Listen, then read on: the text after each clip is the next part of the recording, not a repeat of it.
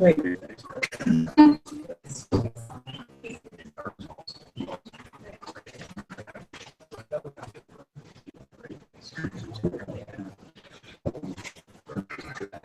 Now we have returned from executive session. Bring us along. With one break, we went to executive session pursuant to the Open Meetings Law 246402-382. We discussed the items on the agenda, which was the brief COGCC resolution, issuance of LGBT credentials pursuant to the Commission rules, priority rules in bankruptcy, and I also provided a brief status update concerning the dismissal of the Bright Star Energy Services complaint against the Commission approximately 10 days ago, and briefly touched on the Longmont litigation. There's been no order from the Supreme Court concerning the status of that case and progress. And with that, should request a motion to exit executive session. No decisions were made. So moved. I have a motion to exit executive session, Second. and there is a second. Any discussion? Hearing none. Those in favor say aye. Aye. Aye. Opposed, nay. So we are out of executive session, back into regular session. And our first item of business has to do with issuance of LGD credentials, and I believe Ms. Murphy may or may not address that. You heard the advice that Jake had provided about issuance of LGD credentials to districts that were not created pursuant to the Special District Act. And I believe that staff is going to proceed with rescinding or revoking such credentials and move forward with these items, with districts on this path going forward. So, Thank you very much. Appreciate that. Sorry to catch you off guard. you probably should. Next item. Request for commission direction on the use of ERF funds. I'm just going to guess it, Mr. LaFord, Director LaFord. Yes, Mr. Chairman, that is correct. Thank you.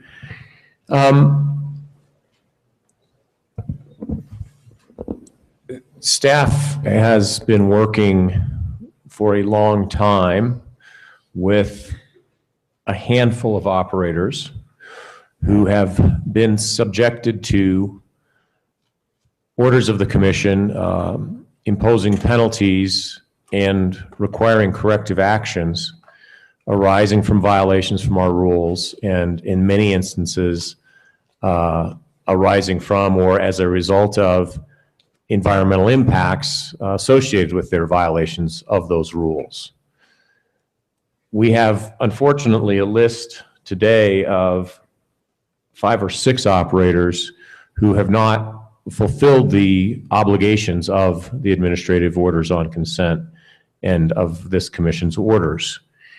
Their failure to abide by those AOCs takes 2 forms in most cases. One is failure to pay the penalty that was imposed, or at a minimum, failure to timely pay that penalty.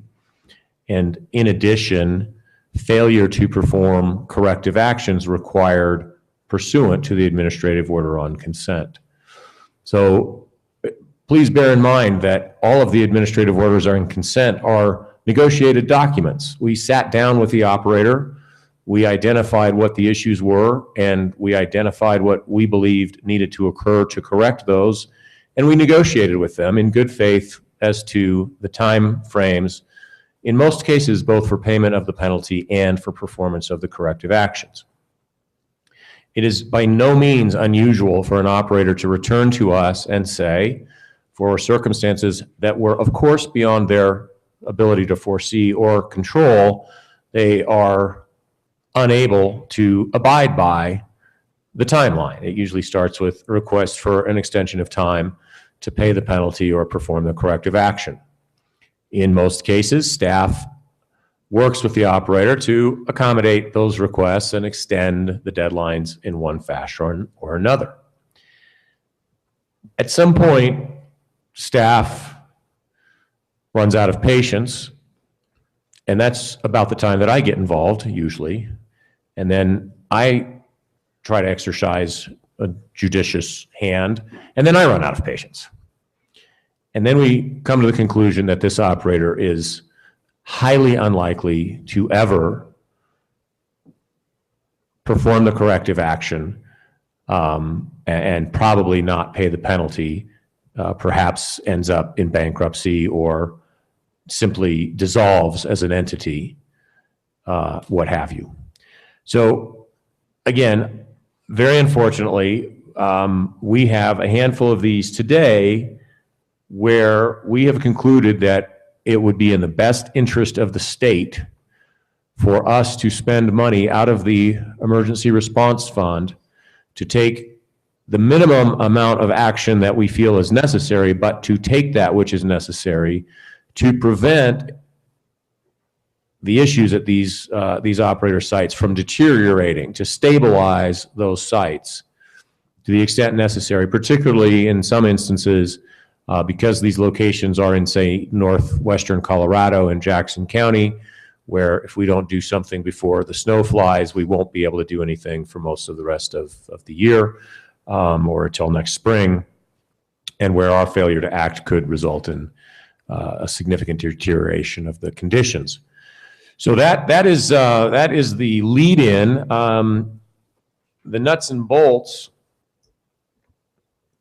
1, 2, 3, 4, 5 different operators, 2 of which have a couple of different locations that need our attention in our estimation.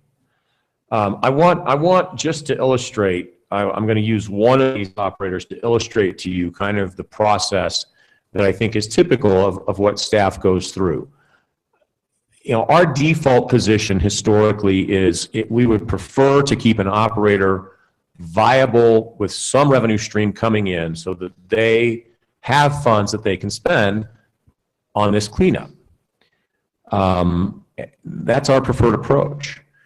But in a couple of these instances, it just seems clear to us that commitment is lacking from the operator, and we have come to the conclusion that no extension of time will ultimately result in a successful outcome in terms of the corrective actions being done. So one operator, I want to give you a little bit of timeline. That operator is called Texas T. And Texas T, our engagement with Texas T dates back until November of 2012. So almost 3 full years. In November of 2012, the commission issued an order for violation of 21 rules at 4 wells. That resulted in a structured settlement of $110,000 penalty with $70,000 suspended. That's another tool that we use frequently. We impose a penalty. We say, if you perform the corrective actions, a portion of that penalty is suspended until those corrective actions are performed, and then forgiven if you perform the corrective actions. So in this case, we collected $40,000, or that was the intent, and 70 was suspended. In April of 2013, so 5-6 months later, Texas T was delinquent on a $30,000 payment that was due. Many of the corrective actions had not been performed. We at that time revoked their certificate of clearance, meaning now they can't produce, and we required compliance with the prior order, which they are out of compliance with. So we issued a second order. You issued a second order in April of 2013. They did make the $30,000 penalty payment that they were late on. Fast forward to September of 2014. New violations at a new well, an additional $70,000 penalty. We agreed to suspend the $70,000 penalty, and we approved a limited sequential reinstatement of their Form 10s. We said, go produce your wells one at a time so you have revenue. As you get revenue and clean up that site, we'll give you back your certificate of clearance for the next well so that you can produce 2 wells, clean up the next site, and keep going. We required them to bring 5 wells into compliance with 6 months, within 6 months, so by March of 2015. They are not in compliance with that order. We don't have documentation from them to demonstrate their wells have been brought into compliance. So finally, between November 2012 and September 2014, we conclude that there's nothing we can do. There is nothing more we can do to try to compel this operator to do what it has repeatedly been ordered to do by this commission. I allowed them to sell oil from one of their wells, again, to use the proceeds to come into compliance. In July of this year, we went out to another site. We found another leak in a flow line. That led to a complaint from Anadarko, on whose land the flow line complaint was. And now Texas T is disclaiming responsibility for that site. So a bit of a lengthy history. It's convoluted. Most of these are that way. We do our best. CM Productions is one of the others, a similar lengthy history, extensions of time, and we finally have concluded that they're unlikely to ever get where they need to be. So against that backdrop, it is staff's judgment that we need the following sums of money from the IRF fund to respond to some of these situations. At Texas T, we have estimated that we need $35,000 to excavate the flow line spill that I referred to, remove oily soil, and backfill that location, remove the stockpiled oily soil. Bear in mind that the statute requires us to seek reimbursement from the operator, the responsible operator, when we spend the IRF money. But again, it starts to feel like we're going to be trying to get blood from a turnip. But we will nonetheless, I think, by statutory requirement, file a civil lawsuit when we spend these funds to get them back. So $35,000 for Texas T. We estimate we need $15,000 to protect and stabilize impacted soil stockpiles at CM Productions' Margaret Spalding location. That's in Jackson County. That situation dates back again to very early in my tenure here. We have lost confidence that CM will ever bring that site around. We also would like to expend $7,500 to shut in wells and haul disposal fluids at CM production facilities on the eastern slope. They are known as the Rice and Warren batteries. We estimate that we need $40,000 to do environmental work at the Red Mountain location, the state 16-4 and 70-791 wells.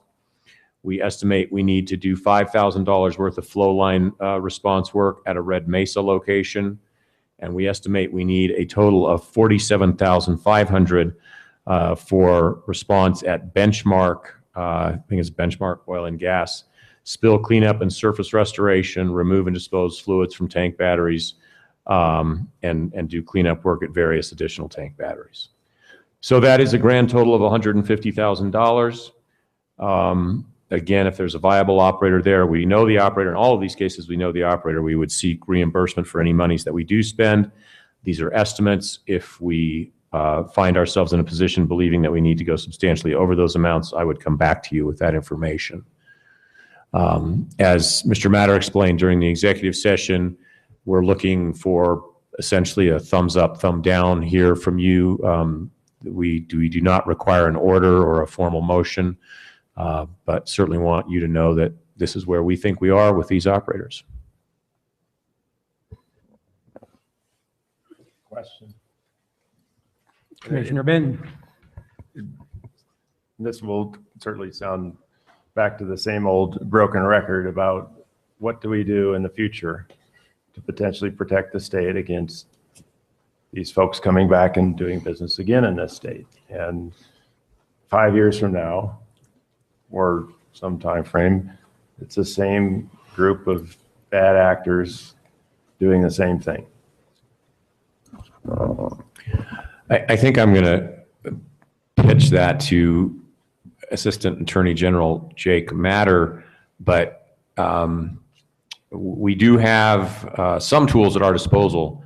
It gets tricky from a legal proposition because these entities are incorporated or limited liability partnerships or corporations.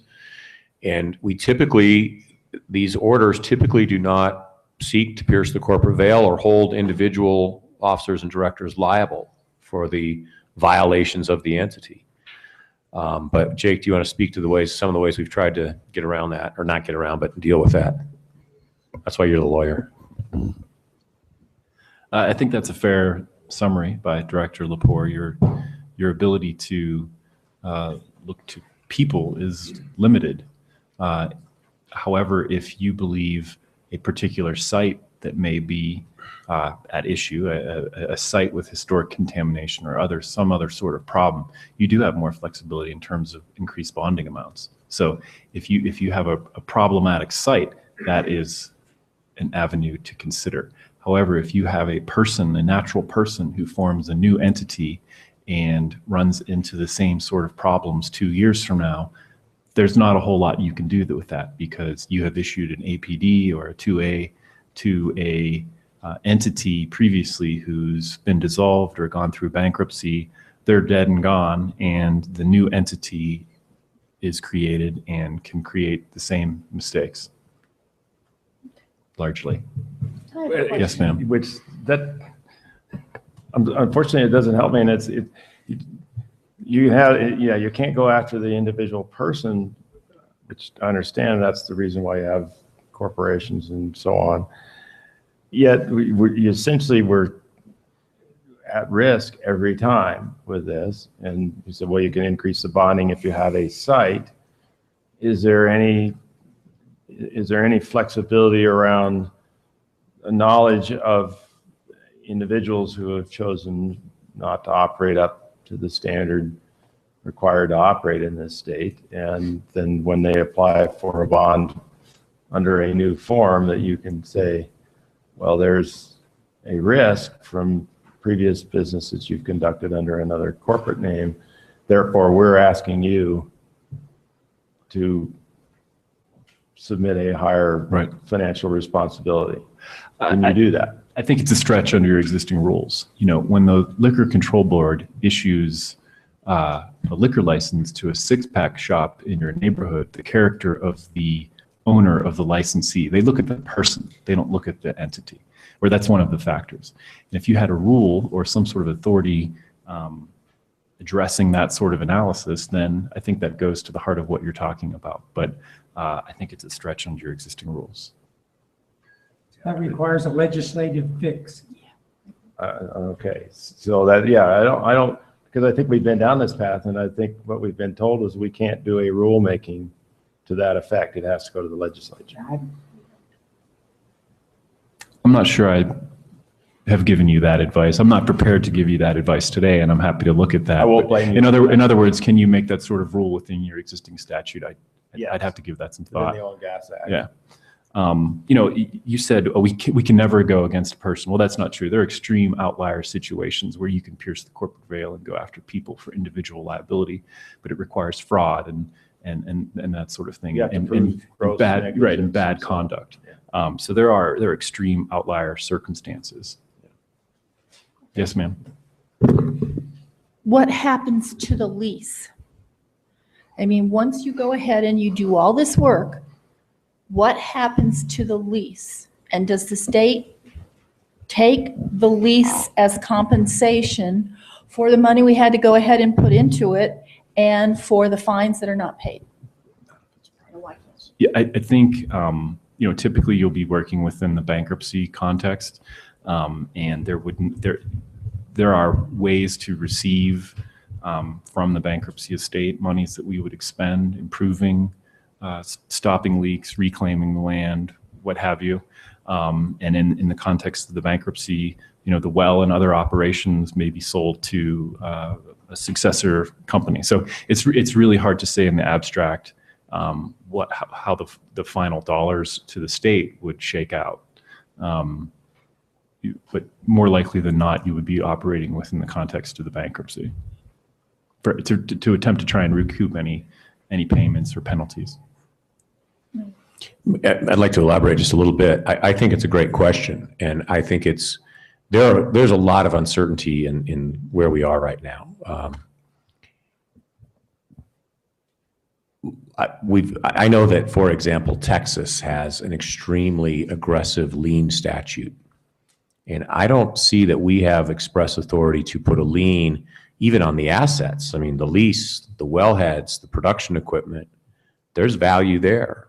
And when we get into this position, I think there's some tools that we need to consider, even if it is going to the legislature, or maybe we just need some sharp legal research on what we can do now.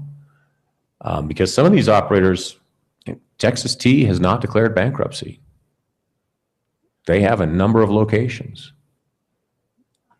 So, it's an awkward position, but if we feel they're not doing what needs to be done to protect the environment, I have a hard time standing on the sideline, and we can file suit, but. So what happens with these, you clean up this particular leak, what happens to their current leases, production, so on and so forth? Are they allowed to continue to operate here in the state?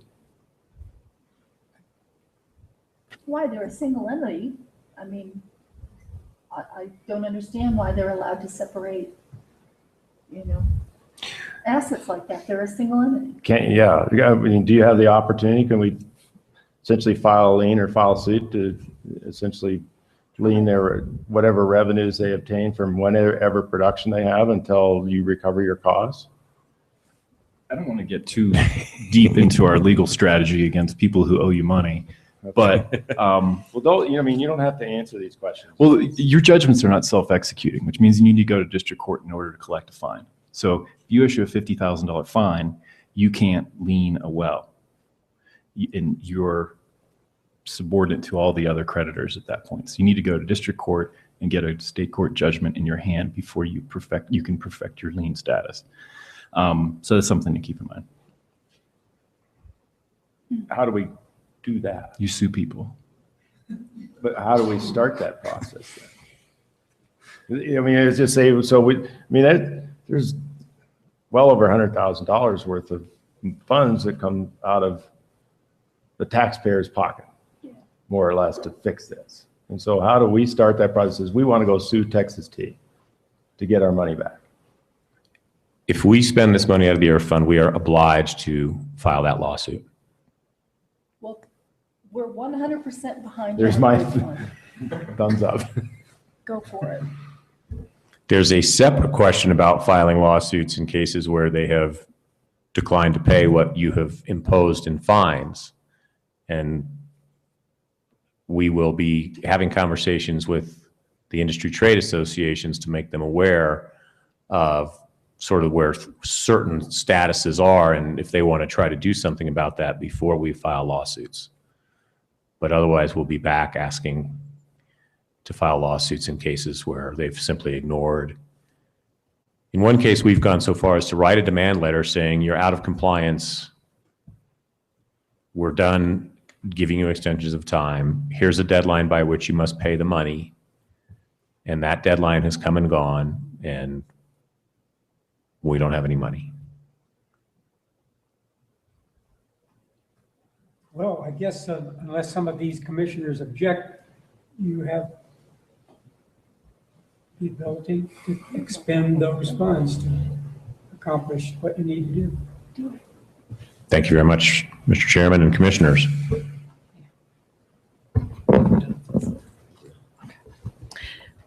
Commissioners, the next matter is the Petromex hearing, and I believe Director Lepore is going to speak briefly on it. It's docket number 1505-00164, and we have counsel for Petromex on the phone. We're experimenting with some technology that's not working as well as I would like for a conference call, and we'll probably remedy that moving forward. But I would ask that everybody please speak up in light of the fact that he's on a telephone call down here. So with that, Chairman, if it's your pleasure, I'll turn it over to Matt.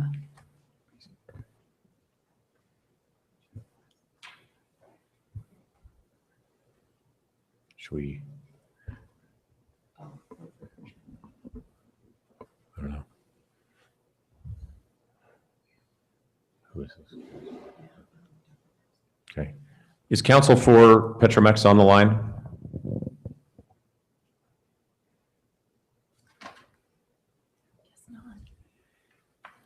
This still may have the same delay that Commissioner Holton experienced. Must be like being on cable where they have a delay. Was that a Bluetooth thing? Edit. All right, let's see if we can get the technology solved. Team Canada is trained.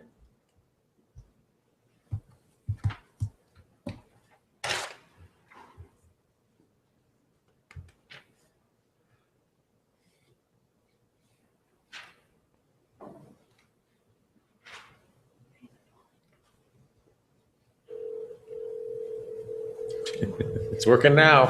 Magic. Is that as loud as it gets?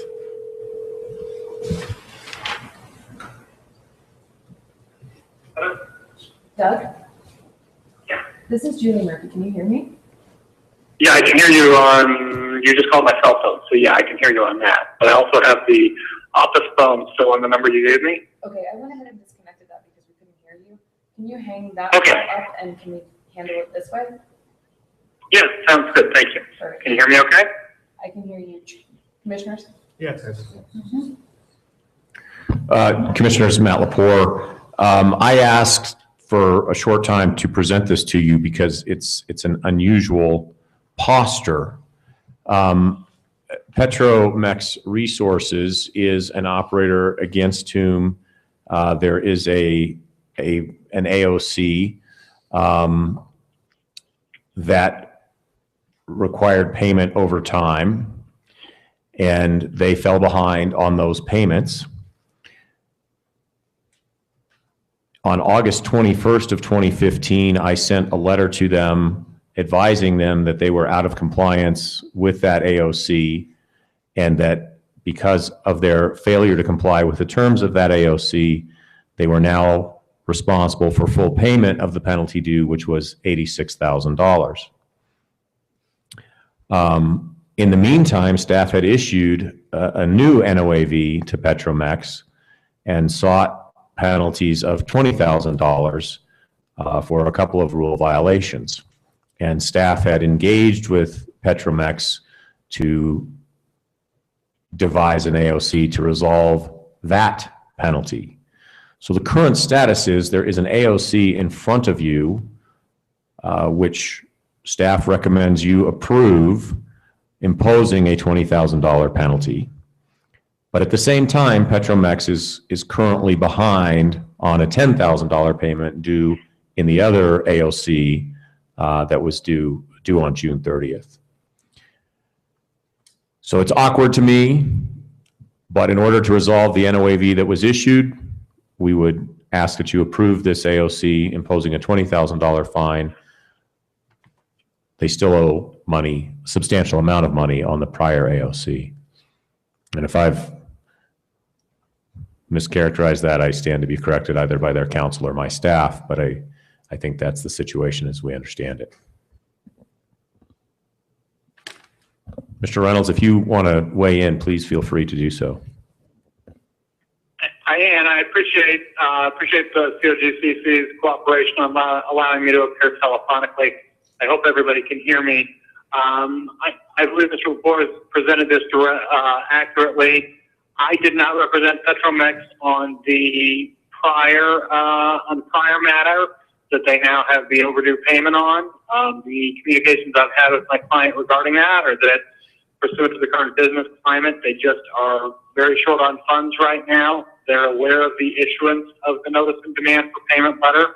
I cannot give you any indication on how they intend to solve that. But I can say that we've agreed to the AOC that's being provided for your approval at this point in time. As I understand it, then we're just dealing with the first sentence of this paragraph. The other is just for informational purposes. That is exactly right. Okay, commissioners have any questions, comments, motions, all that sort of stuff? I have one brief question. And this is more out of curiosity. Is it in the discussion said the Bureau of Land Management closed, and this is related to, I think, to this $20,000 AOC. BLM closed the road from December of 14 and reopened it on May of 15. And then it goes on to say on February and April of 15, staff inspected the well. How did they get to the well? The road was closed. I don't know the answer to that question, and if any of the inspection staff has that information.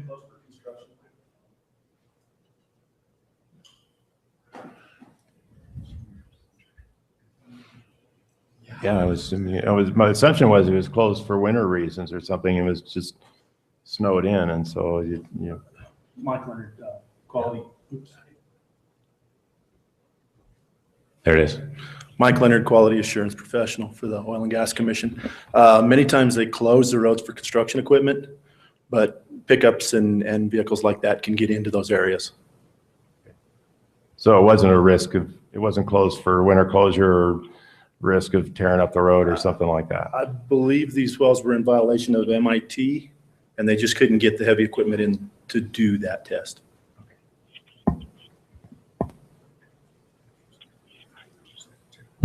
Any other questions?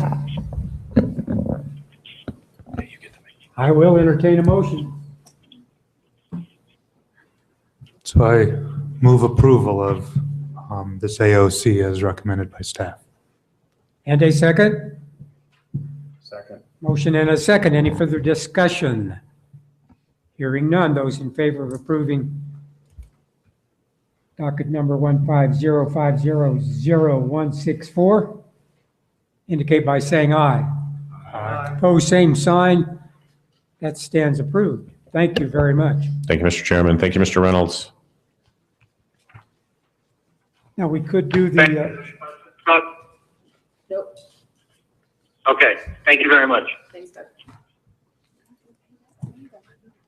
we could do the Cup Creek Energy again. That was fun. Instant replay kind of deal. We've got it recorded for everybody.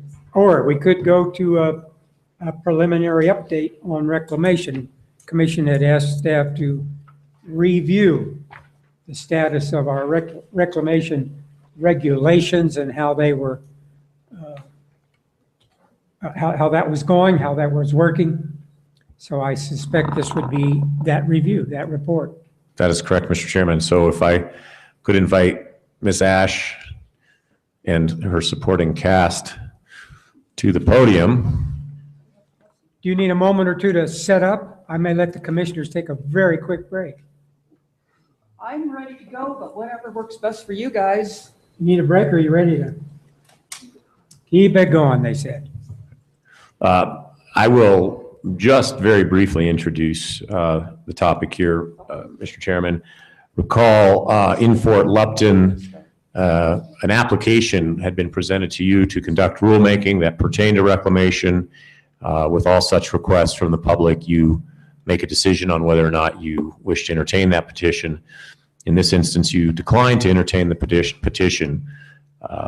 But during the course of the sort of dialogue that arose, you did ask staff some questions about the status of reclamation projects on our docket, and we did not have all of our data assembled and reviewed and ready to present to you. And we agreed, you asked us, and we agreed that we would provide you at this hearing a preliminary report on reclamation status with a final report to be presented to you at the December hearing. And you asked us to consider a number of things, the bottom line sort of which is whether or not our reclamation rules are in need of some overhaul or tweaking or revising or what have you. So today, staff, I will say that in the ensuing months, Margaret and Denise and Mike Leonard, who was just at the microphone, and others have really dug in and reviewed a lot of data. It's complicated, and they're going to tell you some of the complications, but maybe not in great detail today. You know, the database is an evolving tool for the commission. It has evolved over many years. And today we're actually pretty proud of our database. We think that it outshines most other oil and gas commissions, but it wasn't always so. Back in the day, there were paper files, and those paper files have been scanned and uploaded in most cases. but it's not quite the same as having a form that starts out electronic with lots of fields that are easy to search. So a big part of their work really has been mining that data, if you will. And in many cases, it has required them to look at copies of, scanned images in well files at some length to get to the place they are today. I think that today we're able to tell you in pretty precise numbers exactly how many wells in the state are awaiting a final reclamation inspection, what sorts of categories those fall into. Are those abandoned locations? Are they wells that were drilled and produced for a number of years and then have been plugged and abandoned? Or are they wells that were drilled and were dry and plugged at that point in time? They could tell you probably what year the well was permitted in most cases, or at least sort of within a certain time frame. And they can tell you, I think today, how our reclamation rules compare with other states' reclamation rules. And finally, I think they can tell you their plan for getting after this set of wells or locations that are awaiting final reclamation. So that's kind of what we're prepared for today. We are continuing to work on what I think will be a comprehensive written report to present to you not later than December. There's a lot of data to put into a sort of a manageable, digestible format, and we're still working on that. But I think today will give you a good insight into the big picture. Just for clarification, I thought I heard you say written report December-ish. Yes, sir. Thank you. Ms. Ash. Chairman. Okay, for the record, my name's Margaret Ash, and I'm the Field Inspection Manager for the Colorado Oil and Gas Conservation Commission. And as Matt said, I do have some additional staff here. Dr. Denise Arthur, who's our Reclamation Supervisor, Mike, our data geek, and Catherine Roy, who helped do quite a bit of the work on this status update. So just the main topics, we're going to have an introduction. It's going to maybe be a little longer than what your standard introduction is. You'll understand that when we get there. Our review of our reclamation program, some numbers, like Matt said, we've got, the sites that need final reclamation, passing inspections, the regulatory comparison, and then just a brief summary. So, and I don't really need to go too much into this. Matt discussed this, the purpose of the status update. There was a fairly lengthy, fairly lively discussion during the May hearing about reclamation rules. There was some discussion that we were supposed to have done reclamation rulemaking after the 2008 rules. It was one of, reclamation rules were one of 5 or 6 other topics like FERC regulation, midstream regulation, some wildlife B&Ps and other things that the commission put off. They thought that could be, the statement of basis and purpose says needs careful understanding and possibly pilot projects and stakeholder processes might be used to continue those programs. Before we get too far into this, I would just want to go over some codes and acronyms and other data conventions. We are using API as the number that we're tracking. And this is a little stilted, little uncomfortable. You'll get used to it, it'll grow on you. But Start getting used to it, please. so we couldn't just say wells because we have abandoned permits that are ALs.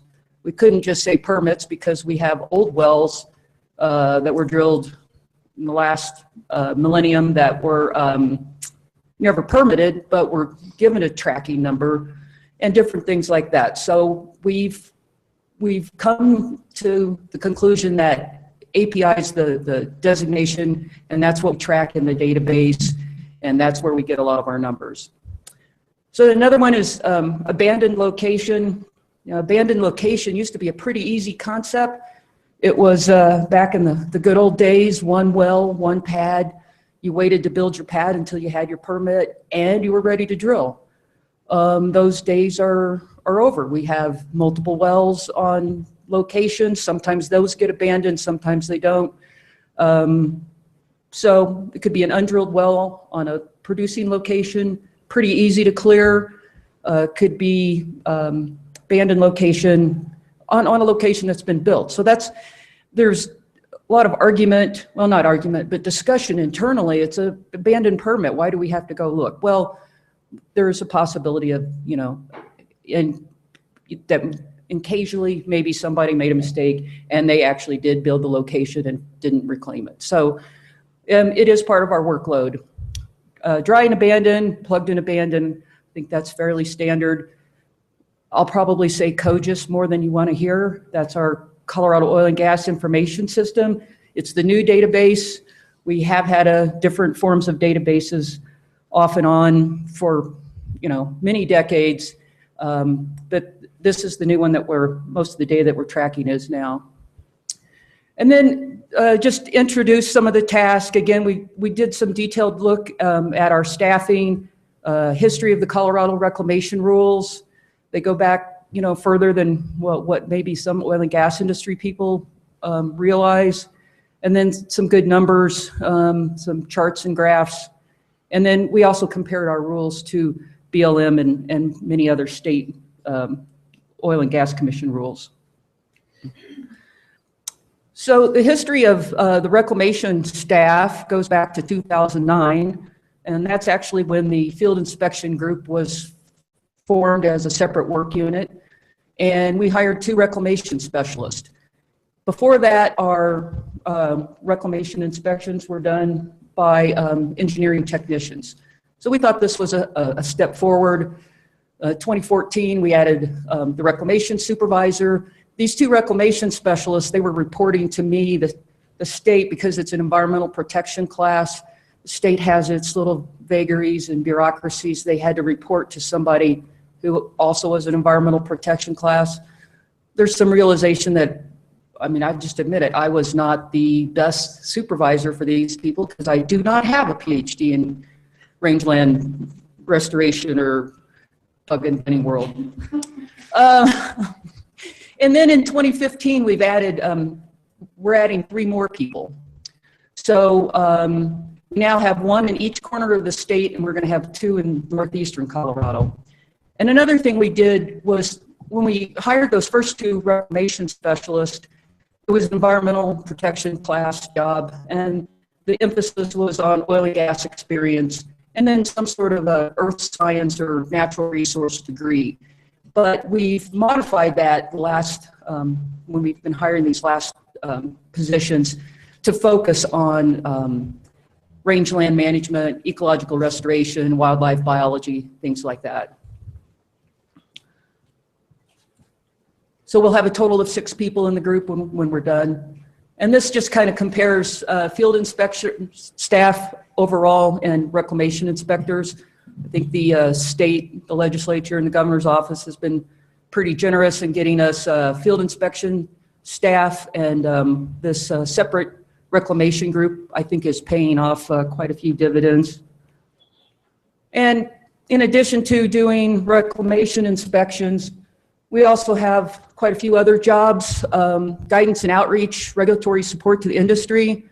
We do find that like the larger oil and gas companies, they've got experts on staff, or they'll hire experts. Some of the smaller companies, they might not even know how to hire an expert. So guidance and outreach, I think, is something we should probably do a little more of and hopefully focus on next year. And plugging reclamation of abandoned wells. There was a kind of a nice write-up in the staff report about a site we just reclaimed in Garfield County this summer. And it went really quick, and we got some luck with some extra monsoon rain, so we should have pretty good vegetation by next year. Maybe do some hand seeding later in the spring. So this is, not going to go into this in detail, but this is sort of the history of the reclamation rules, and starts in, well, the commission was founded by legislative action in 1951. Of course, wells were being drilled before that. There's some argument that the first well was drilled in 1862. There's but definitely systematic oil and gas production from the 1890s onward. So there's some old potential for some older wells that were drilled that haven't been reclaimed. 1977 is a pretty big highlight. Our bonding rule was modified to be fairly specific to reclamation. It was for protecting the surface owner from unreasonable damage. It said that they had to reclaim the surface or pay crop losses. And the bonding amount was described as good and sufficient. So they came back in 78 and actually put a number on it. And I don't have that number, but there was a formal dollar amount that had to be put down. One of the next big changes was in 1993 when the Wattenberg special orders, field orders went into play. And they were very, very detailed, specific reclamation rules for the Wattenberg field. And then in 1996, through legislative action, it was one where we were given authority and the mission to protect public health, safety, welfare, and the environment. One of those protections was considered reclamation. So we added that in 1996, the 1000 series rules. So there's interim reclamation, final reclamation rules, and then we have site preparation. So it's kind of best management practices on how to build your site and minimize surface disturbance. And then the next big change happened in 2008 during the 2008 rulemaking. The reclamation rules were modified. We had quite a bit of input and comment from Division of Wildlife and other conservation groups on those rules. And then we reorganized and expanded our stormwater. So stormwater construction, getting the site stabilized, we think is an important part of reclamation. So into some more fun stuff. So in the database, there's a total of 1,796 APIs. And these numbers date to July 15th, 2015. So if you ran these now, they'd probably be a little different, but we had to stop at some point to start getting numbers analyzed and making sense. But a fair amount of, well, a few of those are federal minerals, federal surface, or Indian lands. Our jurisdiction, especially over reclamation, is non-existent on the Indian lands, and it's a little complicated on the federal lands. So completely and totally within our jurisdiction, 98,000 wells. And of those, 45,000 require some sort of passing final reclamation. That's because they have an AL status, or they're dried and abandoned, or they're plugged and abandoned. So the good news is 26,000 of those 45 have a passing final reclamation inspection. And then this 18,685, we'll go into a little more detail on the status of those. So this is just a slide showing a fairly dramatic increase in oil and gas activity over like the last 20 years. So this slide more or less breaks down that 18,000. So 36% are abandoned locations.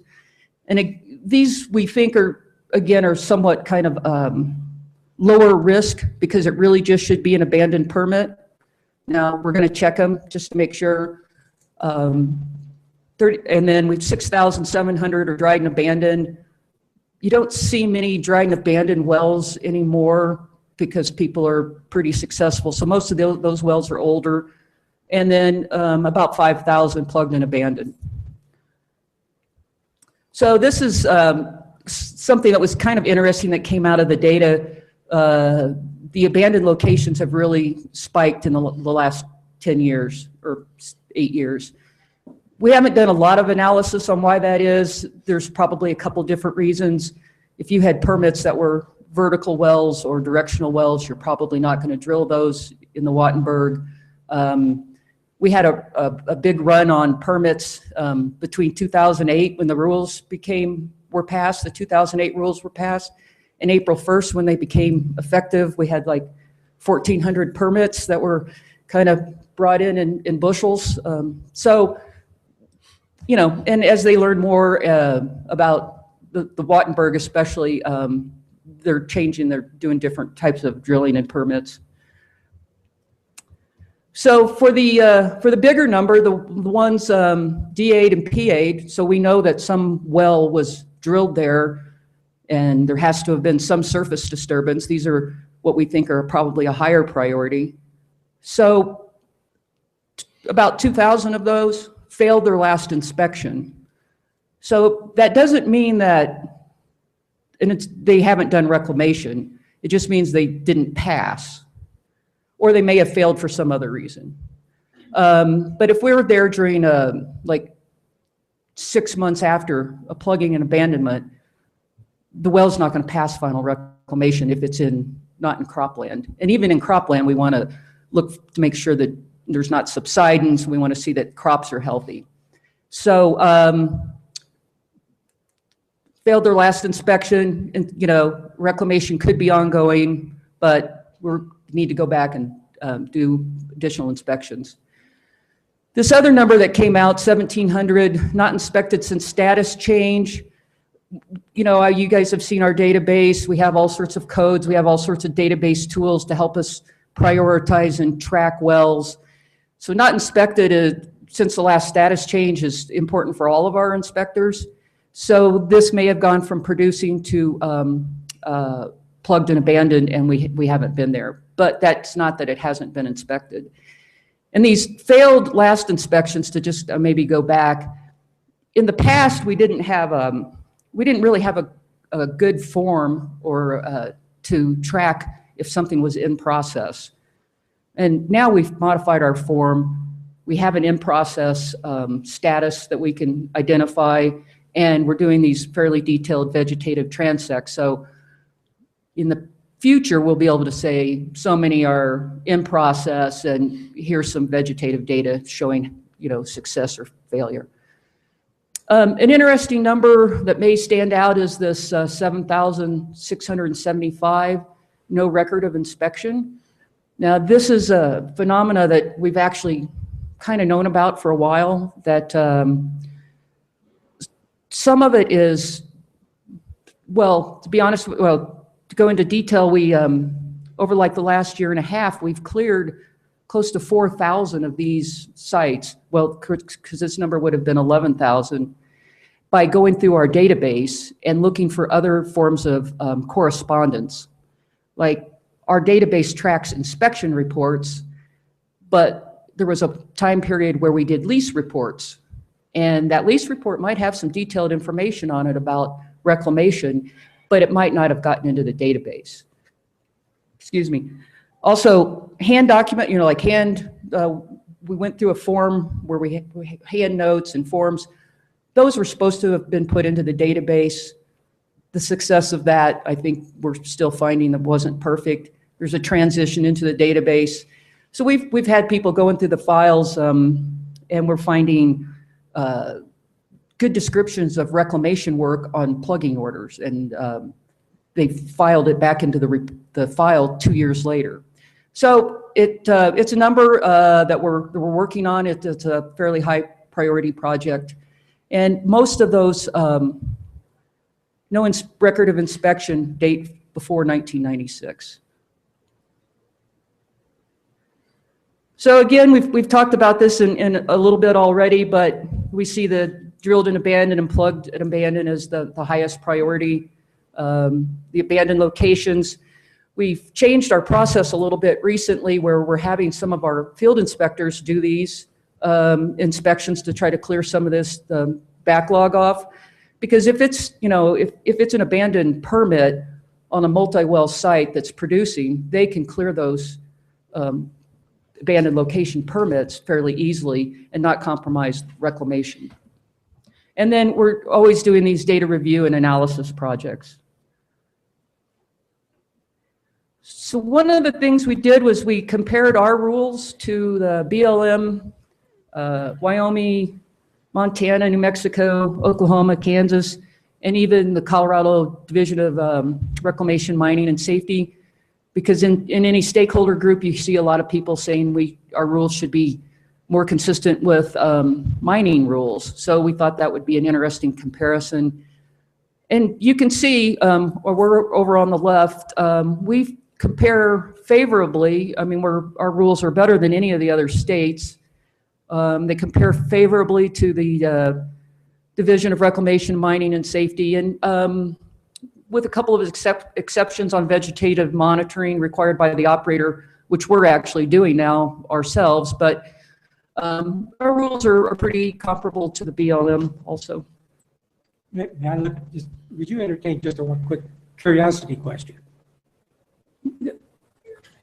The mining reclamation is a 90% vegetative cover compared to surrounding environment, or what? They generally have a reference area. Yeah. So they set out a specific reference area, and then it has to be 90% of that reference area. And we're 80%. We're 80%. It's a little easier for the mining industry to set off a reference area, you know, put it out of service for 30 years than it is for an oil and gas company. There was a lot of discussion during the 2008 rules. You know, the stormwater rules, which is how you get out of stormwater construction, and they tried to link it to our interim reclamation, is 70%. So I don't know, maybe that number was a compromise, but industry's not happy with it because they think it's inconsistent with what the Water Quality Control Department does. But it came specifically through comments from the Division of Wildlife, what was then the Division of Wildlife, now Parks and Wildlife. And we discussed it, I think at the time, but I can't remember exactly how the discussion went. So we drill a well, do final reclamation 30 years later. The 80% requirement would be to what it was when they drilled, or to what it is at the time of abandonment, reclamation. We do have a rule that talks about reference area also, but it can be a reference area, or it can be a nearby undisturbed area. Mm-hmm. In areas in like the Wattenberg, where there's a lot of development, finding that nearby undisturbed area, it can be a little complicated. So we go to the NRCS maps and look at similar soils and position, you know, climate, slope, I'm not climate, but slope and things like that to find a similar. Thank you. Thank you for putting up with my silly questions. Can I go ahead and follow up with a silly question? You can Well, top that. Actually, this was the end of it, summary, okay. comprehensive reclamation and stormwater rules. And the stormwater is really important, you know, to keep your site from, get it stabilized right away. And then reclamation is something that can be easier and more efficient. We've got this dedicated reclamation staff. Some people would say they're passionate. I'm not sure if that's the accurate word. Obsessive might be better. We're coming up with new database tools for the reclamation program, similar to those tools that we use for our field inspectors. And they help assist in setting priorities and improve efficiency of the reclamation program. Now, Commissioner Lawler. Well, if I can put aside my silly question and ask a different one. I want to, first off, thanks. And I hope you make this PowerPoint available to us, maybe send it out to us so that we can look at the numbers and some of the text that maybe it couldn't quite pick up on this time around. So I'd really appreciate having a copy of this. Of course. On the ones that have passed reclamation, what is their condition?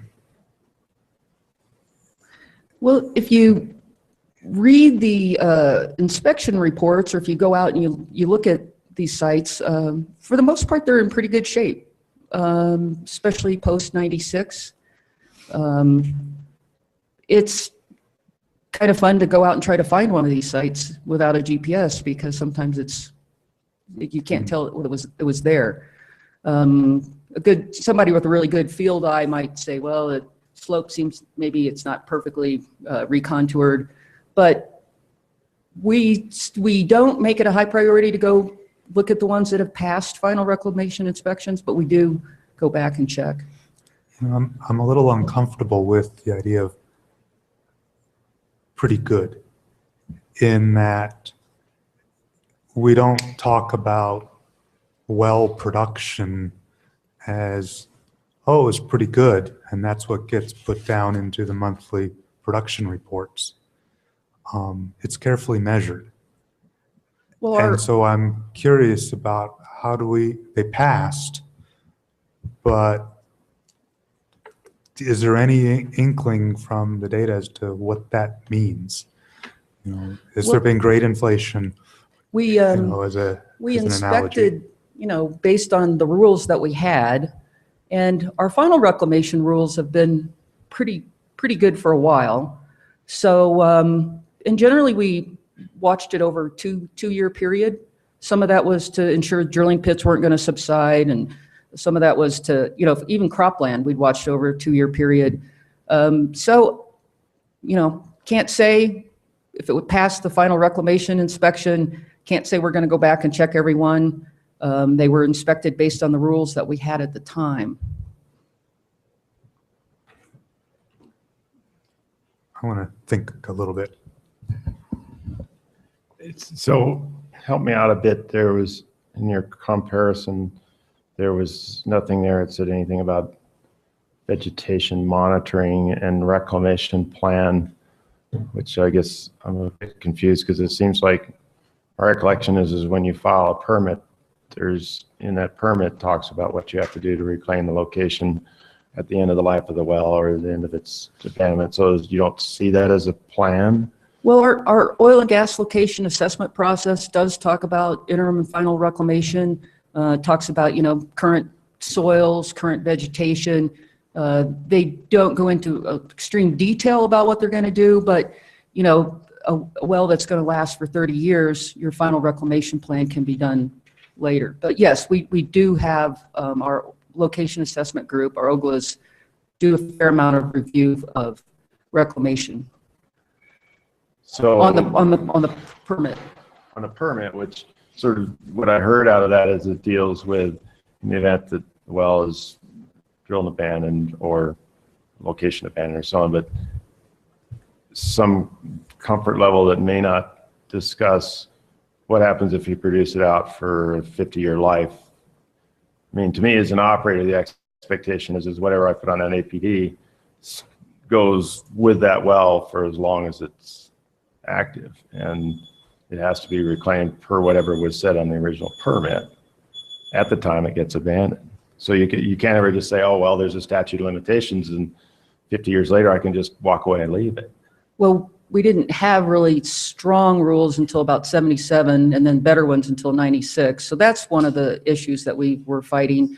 But reclamation plan, it may actually change. There may be better soil mixes. You may have a change in, you know, the surface owner may want to do some changes, different things. So the oil and gas location assessment permit, they talk about how big it is going to be during the initial, you know, construction and drilling, and then how small they're going to bring it for interim reclamation. They estimate times on that, talk about a little bit what they're going to do. Final reclamation, you know, we're doing inspections. We're trying to, you know, get out to these sites, do multiple inspections, you know, or, you know, an inspection every year with these vegetative transects. So we'll know if they're being successful with their reclamation. So it might be that they're just maybe not specifics enough around what you plan to do to reclaim a location. And yeah, I'm sorry, I'm still a little confused there. It just seems like we already have something in place. Maybe does it just need a little bit more description? Maybe I can help clarify. So a reclamation plan is pretty specific. The 2A goes over soil, as Margaret said, the size of a location, land use. Reclamation plans are quite extensive. And they talk about the soil type, they do soil sampling, they talk about what kinds of techniques they might want to use, they talk about the seed mix. Those are the kinds of reclamation plans we're talking about in this comparison. Okay. It's not simply, oh, it's this type of soil and this is going to be the land use.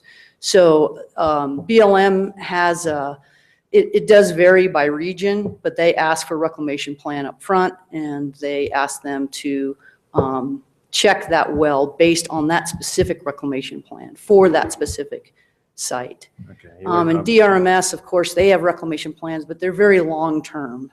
So, I mean, those are, I don't want to say more easy to manage, but they are in some ways because they're a large land mass where each one of the reclamation spots for the oil and gas are much smaller. And the vegetation monitoring, again, that's by region in terms of how much, like BLM, in terms of how much and how often they monitor.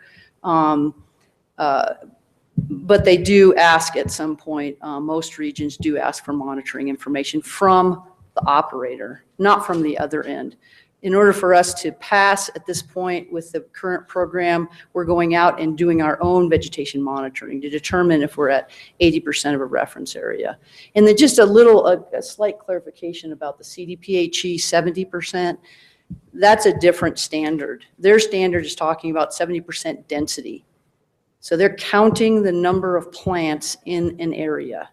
We're looking at percent cover, which is a visual estimate down on the landscape over the plants that is, not counting the plants. We're looking at the total cover of that area. So it's a different standard. All right. That helps.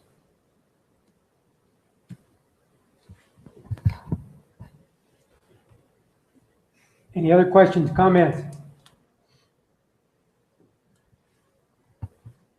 Sure. Oh, I was that close. I want to see if my understanding of what the commission asked for, when we'll get to it. But I was looking back at the minutes from the May hearing, and in which Commissioner Wolk had made a motion and Chairman Compton modified the motion to include this report, this interim report, and a final report in December.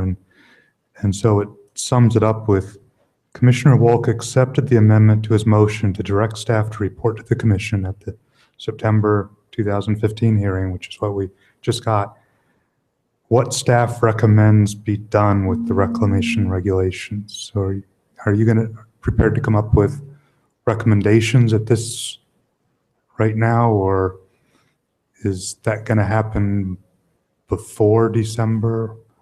Well, we're still, as Director Lepore said, still digging through some of this complicated data. But if we were directed by the commission to discuss the need for reclamation rules, then we will do that. I think I remember you wanted enough data in September to kind of provide some guidance and have some deliberations and discussions also. Okay, it would be my expectation as 1/9 of the committee, or 1/7, whatever we have. 1/9 of the You're commission. 20% right now. Okay. That you would make some recommendation if you thought we needed additional rulemaking relative to reclamation rules. Or if you thought they're adequate, maybe they need a tweak here and there that we could, or that staff could do, policy change, whatever. Or if we need a full-blown, we need to open that, for lack of a better word, Pandora's box and deal with it. We are looking at that. We think the rules are pretty strong. Do they need some tweaking? Can it be done through guidance documents and, policy and outreach with industry? I mean, I think there's definitely some potential there. I'd like to see these people just get out and just do lots of inspections. It's been kind of fun, not funny. It's been interesting, I guess. Seems like every time we add more staff, the industry gets kind of all, in a little consternation, gnashing of the teeth. Like, you're picking on us, where are all these inspections coming from? And definitely happened when we started getting these more detailed reclamation inspections out there. But we're having a lot of really positive results with industry. Some of the smaller people were able to provide some expertise and guidance. Bigger ones, we're going and we're just cross-checking the vegetative monitoring they may already be doing.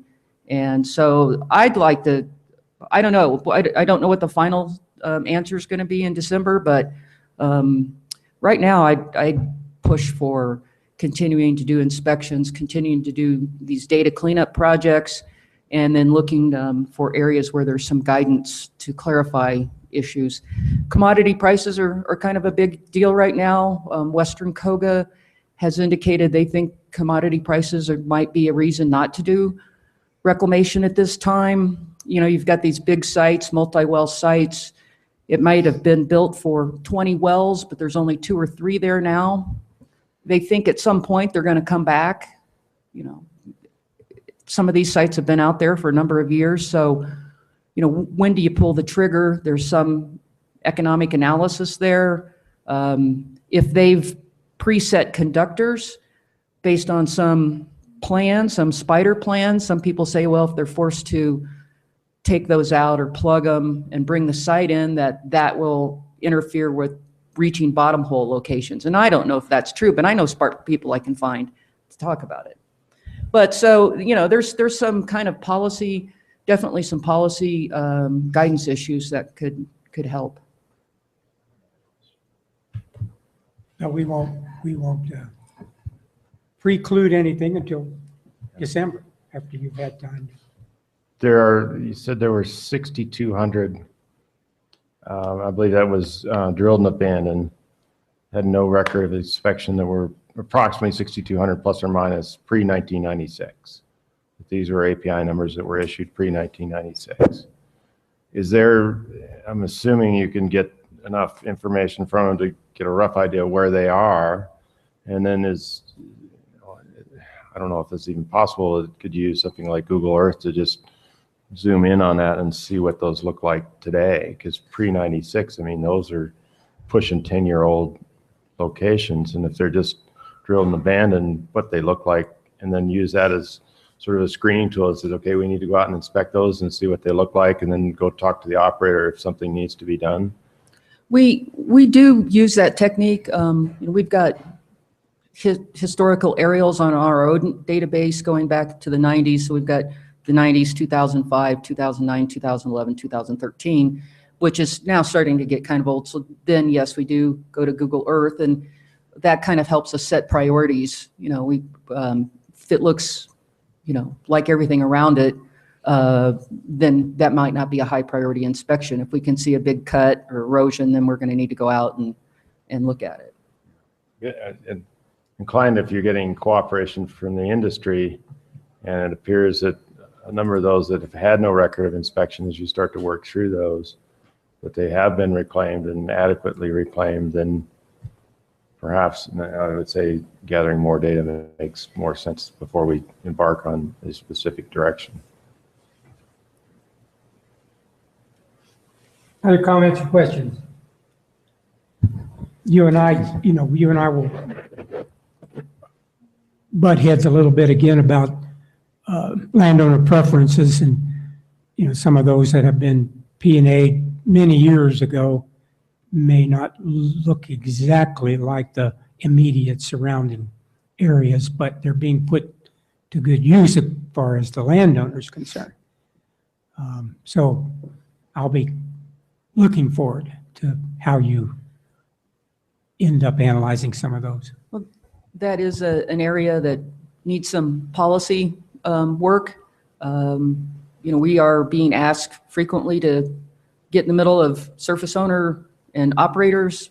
Sometimes I mean, one of the problems we found is like topsoil salvage. It's a little different if the rancher wants a little flat spot in the road to get up and help feed cattle or something, but some surface owners are seeing that this excavation as, you know, a resource, and they're not salvaging their topsoil. or they're burying it. Surface owner, we had 145 requests or at least verbal discussions with operators just in the Raton Basin for surface owner waivers. So we're supposed to protect public health, safety, welfare, and the environment. 96 legislative act, or maybe 94, said part of the way to do that is through reclamation. But then surface owners have rights. So it's kind of a complicated situation. We may need to have a discussion. Any other comments? Yeah. Thank you, Mr. Chair, for that opportunity.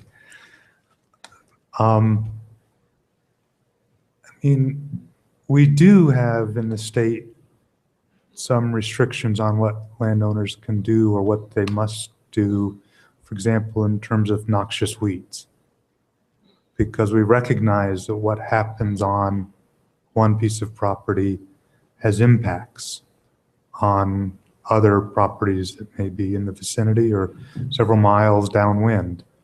Our stormwater rules recognize that what happens on one piece of property can affect somebody downstream a long ways away. It can affect the municipal water intake of a community miles downstream.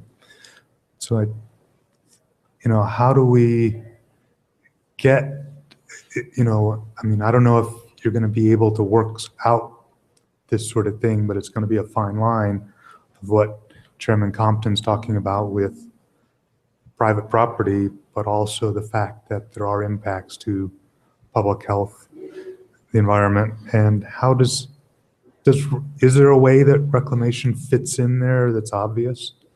The surface owner waiver actually says you can't waive stormwater, which is a little interesting because if your site's not stabilized, you're probably not going to pass stormwater anyway. But and then it says it has to be protective of public health, safety, welfare, and the environment. And that is very difficult to describe to industry what that is. Sometimes you know it when you see it, that it's like, no, this can't, But other times we've had a request in southwestern Colorado for basically to leave a pad flat, covered with gravel for potential future storage.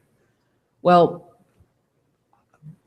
I would say reclamation is probably better, but this surface owner lives out in the country, does farming and ranching, and literally nice flat pads that aren't muddy are fairly beneficial to him.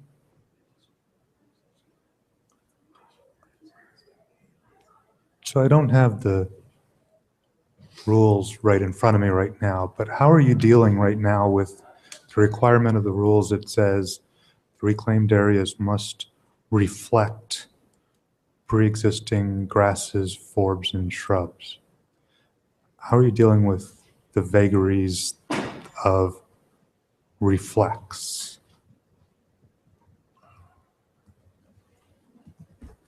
What does it mean?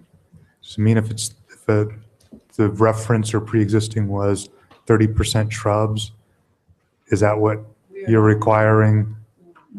Yeah, the larger canopy like trees and stuff are not counted. Well, we're counting them for color, excuse me. Well, So, we are not looking at, is it this percent shrubs versus this percent forbs versus this percent perennial vegetation. We are doing a comparison and looking at getting perennial vegetation at an 80% marker and looking at whether they're introduced or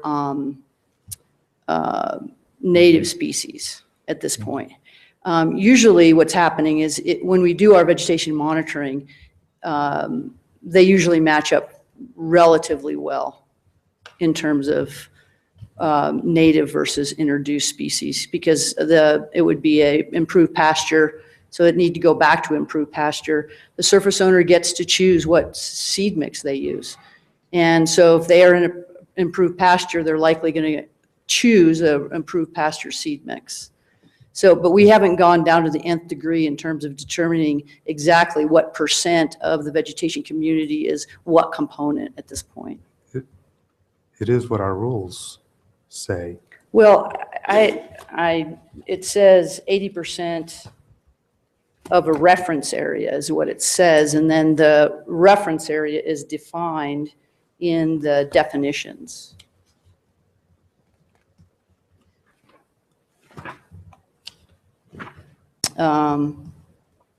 In 100, it defines a reference area.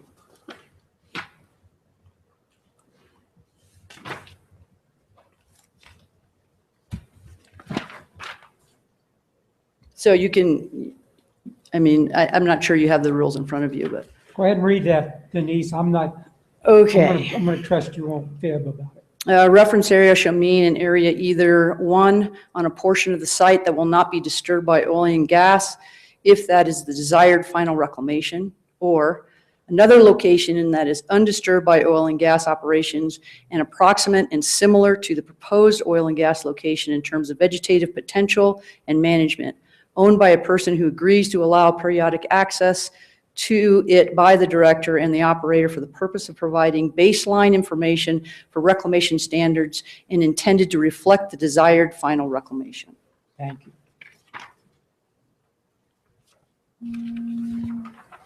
Is it okay if I read from the 1003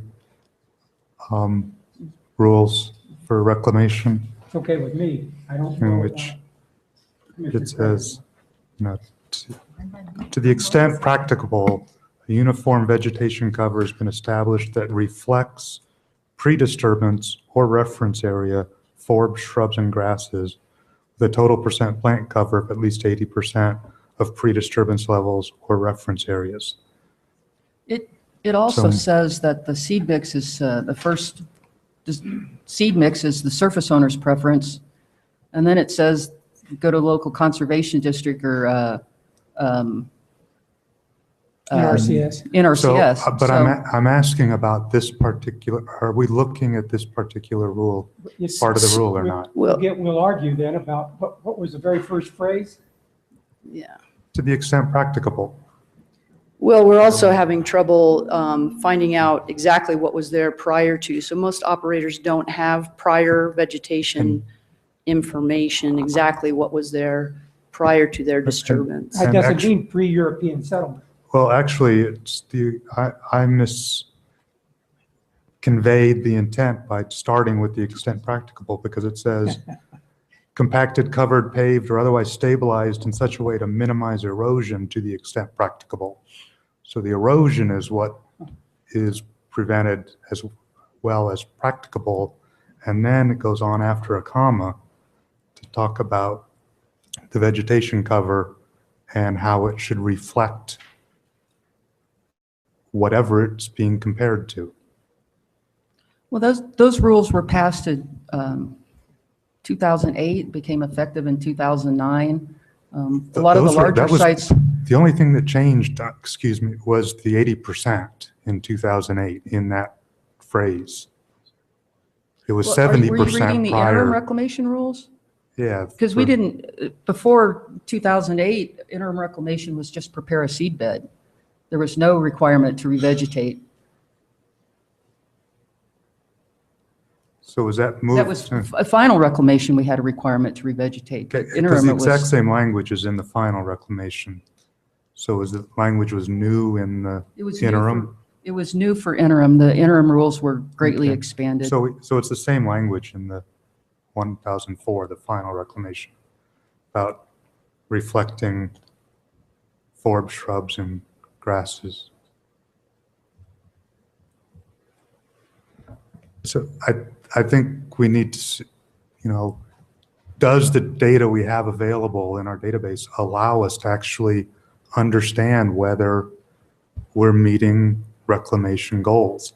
I would argue right now, since what you're telling me is so many have passed versus not passed, but we don't have quantified information about most of those earlier ones, that quantification is new because now we have a team that's dedicated to collecting that data, that it's going to be very difficult to determine whether something that was passed actually meets reclamation standards.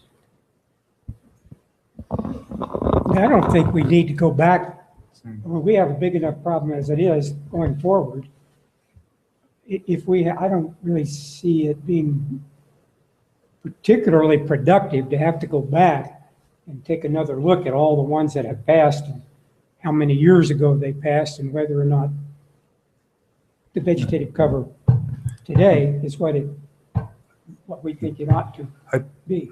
I appreciate that, Mr. Chairman. What I'm trying to get at is the fact that what we're trying to do with this retrospective analysis is work out, have our rules worked, and are there problems?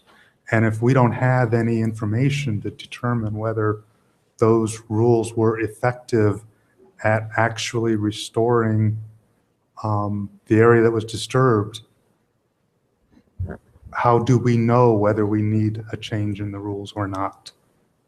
So we'd be looking at those that have passed since 2008. Or we may need some data on the ones that passed earlier. Well, but we didn't have the same set of rules earlier. So we wouldn't be evaluating whether our current set of rules are functioning properly. Director, you seem to you're going to be able to resolve this argument between Rich and I? I doubt it. I know my limitations. Mr. Chairman, you really made the point that I was getting ready to make. We have to evaluate our actions and the status of reclamation, it seems to me, based on the rules that were in place at the time. We have the same circumstance in environmental cleanup things. If there wasn't a rule in place in date 1995, 6, whatever date you want, that required an operator to do something, if I'm their lawyer, the first thing I say to you is, that was not the rules that I operated under. And we deal with that situation every day. I don't see a meaningful difference here. And I think, I don't think, Dr. Allward, that we have not focused this on when we passed a site. I don't think that the focus of this has been going back to see, how's it look today? If we do that, we have to do it with, we passed it under what rules, what was required, and to me, it would be almost a, were we in error in passing it? So I want to clarify, because I agree with, I'm clearly not being clear. If it's passed, it's passed. I mean, we're not going to go back to somebody and say, you know, we're going to change your grade. Okay. But if having minimal requirements leads to the situation we want now, then we don't need any change in the rules. If water cleanup doesn't require having an agency overseeing what gets dumped into rivers, then we don't need that agency if we've always had clean rivers. But if we need rules as to what you're allowed to dump into a river to go forward, then we need to do that. And so if we're completely happy with the situation that has been arrived at with our pre-existing and currently existing rules, then we don't need to change them. But how do we evaluate whether those rules will get us to where we want to be now and in the future if we don't have any quantitative assessment of what we were able to achieve with the pre-existing rules? And Dr. Allward, that's why I think I recommended at this point is that we need to just go out and do lots of inspections. We'll get data, we'll get quantifiable data. We've already got, we're improving our inspection process for reclamation, and we're getting that data. Did we have it in 1977? No. We had engineering field inspection technicians high school degree, drillers, pumpers, lease operators doing reclamation inspections. And that's the fact. There's nothing really magical about PhD. There's something magical about it. I don't know what it Yeah, is. it's magical. Maybe it's, I'm referring to us, not you. perhaps it's mystical and not magical. Well, in the reality, I mean, these guys were mostly from rural areas. They had done reclamation projects. So, and you don't pull the wool over too many farmers or ranchers. If we've missed something, people occasionally will get a complaint and we'll go back and work on it. And then we also have the PRA line item that if we've missed something, that we have the opportunity and funding to go back and do the reclamation ourselves. Okay, I'm understanding that come December, you will have had opportunity to do some inspections and maybe make some comparisons about whether or not we need to make some substantive changes to these reclamation rules as opposed to, I don't want to use another word like non-substantive, but smaller level, tweaking kind of internal doable Yeah, changes. things that can be clarified through guidance, because industry loves clarity, certainty, and consistency. And so do we. Yes. I had a bit of an off-subject question, but it concerns us reclamation for a private landowner. And you said, what I've heard out of this has been take it back more or less to the status that it looked before. Well, let's so happen that you built your location. It was 5 or 10 acres in a sagebrush flat next to my hay meadow. And it comes time to reclaim it. And I go back and said, I don't want you to plant sagebrush there. I want you to put hay grass in there. Plant it. It wouldn't necessarily be the alfalfa, but bromes, orchard grass, sort of things that I create a hay meadow out of that. So is that within the realm of reclamation to be able to, you've flattened it out, you've improved it. I want it to leave it improved. I want you to leave the reserve pit so I can put a fish pond in. We have a rule that requires final consultation before you start the reclamation to consult with the surface owner, and they have the ability at that time to say that they the final land use has changed.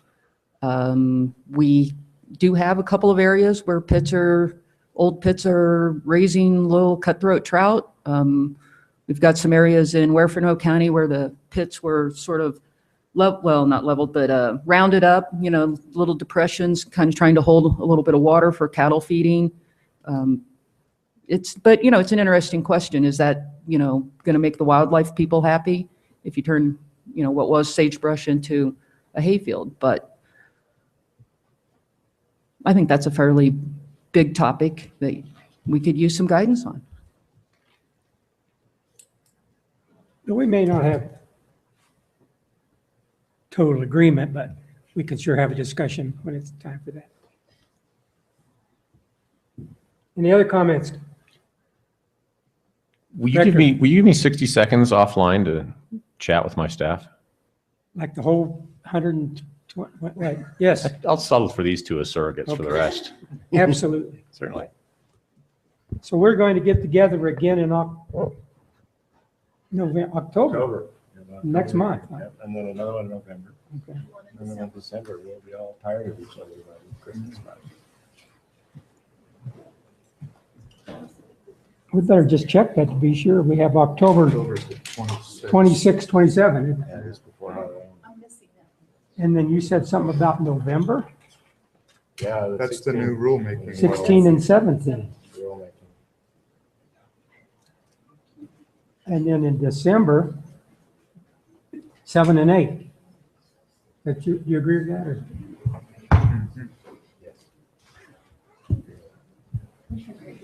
That'll be the, You're unable to attend which one? The one in October. I haven't noted it somewhere. So the rulemaking doesn't When start is till the one November. 26. Oh, that's right. So I'm okay with And that. everybody will be there.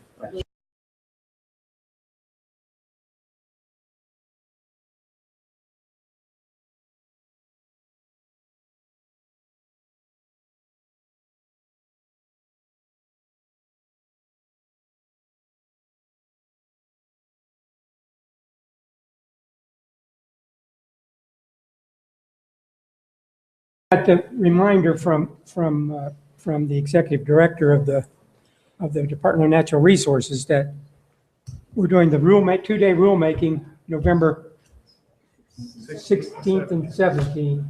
We got to be sure we commit to being at both of them, because if we're going to miss one, then, you can't be involved in the rest of it unless you go through the process of going to Enrique's office and listening to the entire. And that's a terrible experience, I've heard.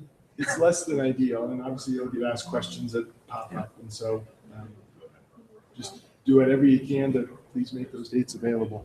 And then if perchance it actually gets carried over, which could happen, then we have that same limitation.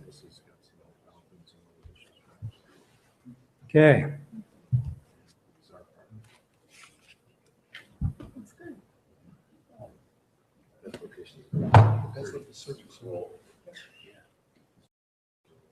The last GORT meeting, we had an excellent, it's the only GORT meeting since I've been on this commission where I ended up going late.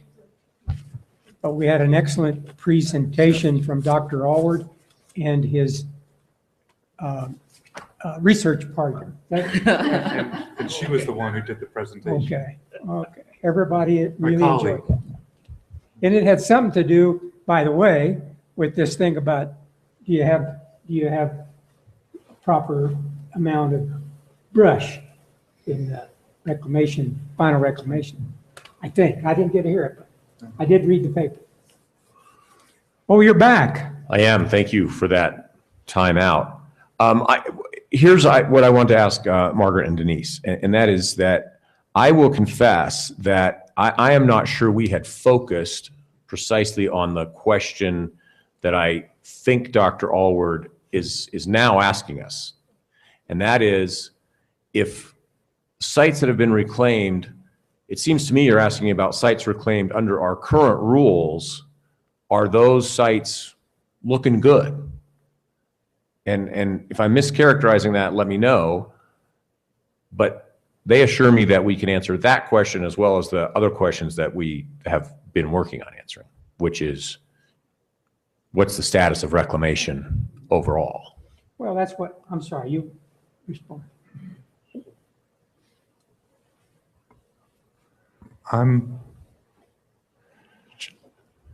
The question I'm asking is, do we have the data to determine whether reclamation has been effective in the past? And you understand that reclamation has been a dynamic state of affairs that began when this commission was formed in 1951 and changed in 1977 and changed again in 1993 and changed again in 2006 and again in 2008. I'm fully aware of that. But I know that we do now have different goals and a different understanding of what reclamation is, and we have urgency and very significant consequences if reclamation is poor in, for example, sage-grouse habitat, and that could have very large implications for the state and the industry. And if we're not able to document that our rules are leading to successful reclamation of what we now recognize is needed, then what we were doing in the past is no longer desirable as far as our rules. We can't change what was done on those old paths. If they've passed, they're passed. I'm not arguing that at all. But if they passed, but they no longer satisfy what we want, then our rules for going forward will need to be changed. If they pass, if they meet what we currently want, then we may not need to change anything. And can you articulate what it is that we currently want? No. I mean, that is the key part to reclamation, is having goals. And that's something that we need to have a discussion and a stakeholder. I know what I would like, but I don't think that's not our role. So it seems to me that the most that we can do is to look at sites that have been reclaimed under the most recent set of rules, which presumably are the best, and provide information to you on the status of those sites reclaimed under the best rules, and right now the only rules that exist. I'm a little bit lost about the rest, especially if we don't know what the target is. Well, The target was set when the rules were adopted. that's the ecological sciences. We don't know what the targets are. It's a little different from industry or agriculture. And it's something you got to live with. But I don't know if what we're currently doing really gives us direction for the future. You know, if what this analysis is going to do.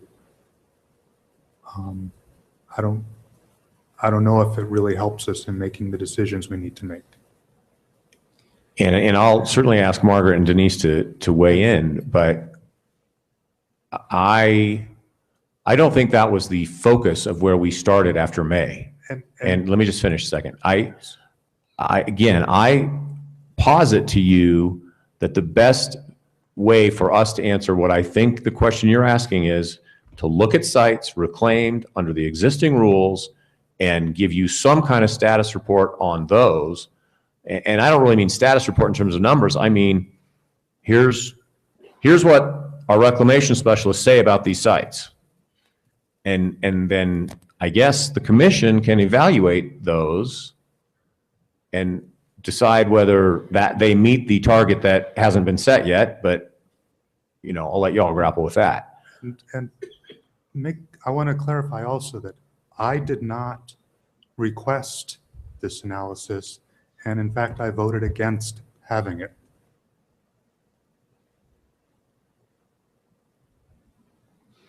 Okay, we're done. We can stop. Thank you. I did request it, and I think you're going exactly, especially with this tweak, you're going exactly where I hoped you would go, and that is to tell us, to the best of your ability, that here are the 2008 rules, and here's the result of those rules relative to where the reclamation is, where final reclamation is at this point. And therefore, is it working? No, yes, maybe, kinda. Then do we need to address additional rules, or can we do some other things to make it work a little better without going through a total rulemaking? If we want to get into a discussion about sagebrush climax communities and whether those are where we want to go as a regulatory body, I think that's a different forum. Yeah. My point of view. To me, I'd support that because you're the expert. Well, you said you don't do bugs, bunnies, birds, bushes, and bees, but I know Denise does. So that's what I'd be looking for, is that under our rules, are you and your staff satisfied that the reclamation is happening as you expected, and it's timely, and you're getting the right coverage, everything is happening in the way it should be? And then are you satisfied? And if you're not, then there's a gap that needs to be closed. And I guess maybe I'm too simple-minded about it, but that sort of seems like to me is what we need to do. Any other comments or questions or suggestions, and then Ms. Murphy, I have nothing else. You're Just, pretty excuse me, much, just real I'm quickly, sorry. I'm sorry, There Mr. is Chair. I don't want to toot my own horn, but I was appointed to this commission to provide a certain kind of expertise. And I've been trying to share that for over 8 years. And it's been marginalized for the entire time. Well, I'm sorry you feel that way, Dr. Howard. I mean, I probably would argue that you have made a significant contribution, Yeah, I think, especially in the area of reclamation and in other matters as well. But I do understand your frustration. yeah, I think we would be looking to you also with the expertise as well as say, you know, as the expert on the commission to just sort of support what the findings are of the staff or not.